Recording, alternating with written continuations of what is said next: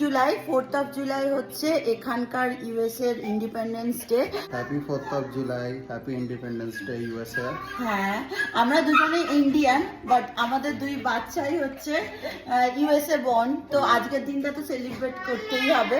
তো এখানে আজকের দিনে সবাই সেলিব্রেট করে, খুব সুন্দর ফায়ার ওয়ার্কস হয়। আজকে আমরা ফ্রেন্ডসদের সাথে যাব একটা জায়গায়, ফায়ার ওয়ার্কস দেখবো, তার সাথে ডিনার করব। চলো তোমাদের ছোট ছোট করে শেয়ার করব। এই যে টিটো এখানে ওয়েট করছে, বাট পুটুস ওখানে অ্যালাউ নয়, তাই পুটুসকে নিয়ে যেতে পারবো না। বাট ইচ্ছা আছে যে বাড়িতে এসে পুটুসকে একটুখানি আমাদের অ্যাপার্টমেন্টে একটুখানি গ্রাউন্ডে ঘুরিয়ে নেব। আর ওখানে তো ফায়ার ওয়ার্কসে আওয়াজও হয় অনেক, যেটা ডগিদের জন্য খুব একটা ভালো না, বিকজ ওরা একটু ভয় পায় আওয়াজে। তো চলো যাওয়া যাক। Happy 4 Tito. হ্যাঁ, তুমি বেরু যাবে, ওয়েট করছো? হ্যাপি 4 পুটুস। বলে বাবা রে, দুটিটাকে নিয়ে যেতে পারবো না, এসে ঘুরতে নিয়ে যাবো। এই যে আমরা বেরিয়ে পড়েছি। এখন অ্যারিজোনাতে এত গরম, বাট আজকের ওয়েদারটা একটু ভালো, ক্লাউডি আছে।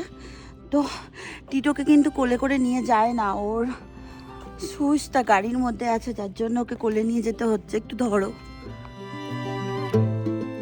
আমরা কিন্তু বেরিয়ে পড়েছি এবং টিটো ইভিনিং স্ন্যাক্স করছিল গাড়িতে বসেই। আর ফায়ার ওয়ার্ক স্টার্ট হতে কিন্তু বেশিক্ষণ বাকি ছিল না। আমরা স্টেডিয়ামে চলে এসেছিলাম, অসংখ্য লোক ছিল, সবাই ভীষণ মজা করছিল, স্টেডিয়ামে প্রোগ্রাম চলছিল। আমি একটু টিটোকে নিয়ে টেনশনে ছিলাম কি ও ফায়ার ওয়ার্কস থেকে ভয় পাবে কিনা, বাট একদমই না, ও ভীষণ মজা করেছে। এদিকে দেখো, আমরা সবাই মিলে লাল, নীল এবং সাদা ইউএসের পতাকার কালারের সাথে ম্যাচিং করে জামা কাপড় পরে চলে এসেছিলাম। এরপরেই শুরু হয়ে যাবে কাউন্টডাউন। এটা ছিল আমেরিকার 250তম স্বাধীনতা দিবস।